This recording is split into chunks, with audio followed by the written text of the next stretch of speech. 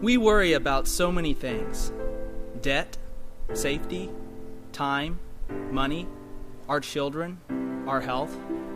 Sometimes we even worry about how much we worry. We worry so much that we can't sleep at night. Do you know what I'm talking about? In Luke 10, Jesus visits the house of Mary and Martha. And while Mary was sitting at the feet of Jesus, listening to him talk, Martha was in the kitchen doing all the preparations. And Martha began to get worried because she was stuck doing everything herself. And so she came and complained to Jesus. Verse 40 says, "She came up to him and said, 'Lord, do you not care that my sister has left me to do all the serving alone? Then tell her to help me.' But the Lord answered and said to her, 'Martha, Martha, you are worried and bothered about so many things, but only one thing is necessary. For Mary has chosen the good part, which shall not be taken away from her.'" Jesus tells Martha, only one thing is necessary. When we are overcome with worry, we have done what Martha did. We've forgotten the one thing, sitting at the feet of Jesus.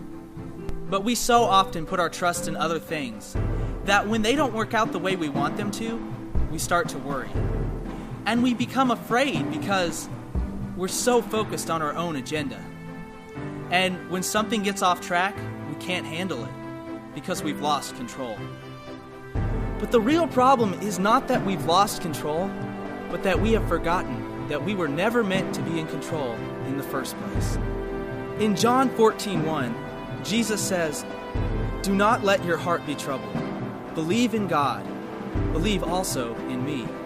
When we wait in the presence of the Lord and hand control over to Him and say, "Lord, your plans be accomplished, not mine," He reminds us that His plans have not faltered.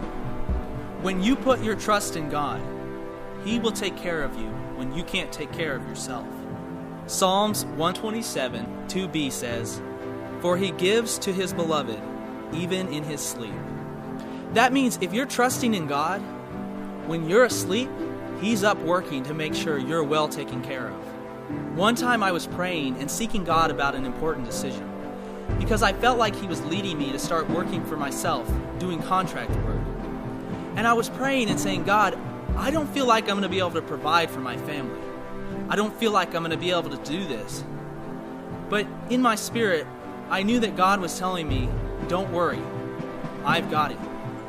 And so I got down on my knees and I said, "God, you're in control. You're our provider. I'm going to trust you with this." And the very next day after I said that, I got a phone call with someone offering enough contract work to keep me going. And I knew that it wasn't anything that I had done. It was God. Another time, I found myself burdened by the amount of work that I was having to do. I was working late hours because I was worried that if I didn't work enough, I wouldn't be able to provide for my family. And so I came before God and said, "God, I'm tired. I'm working all the time. I don't know what to do." And God said to me, "Stop working. I've got it." And I said, "Stop working. I can't do that or else there won't be enough. I won't be able to provide." But God again said, "Stop working. I've got it." And so I took off work an hour early that day. And as soon as I took work off, I went outside and I checked the mail. And in the mailbox was a random check for $500 that I could never have predicted. And I knew that it was God that was providing for us. I'm not telling you that God doesn't want you to work. I'm telling you He doesn't want you to worry. Jesus reminds us of the most important thing. And if you will begin to seek this one thing first, you will see your problems from His perspective and not your own. I bet if an all-powerful, loving God looked down at the issues in your life, He would say, "This is what all the fuss is about? Really? I can handle that. Don't worry." Isaiah 40:31a says, "Yet those who wait for the Lord will gain new strength. They will mount up with wings like eagles."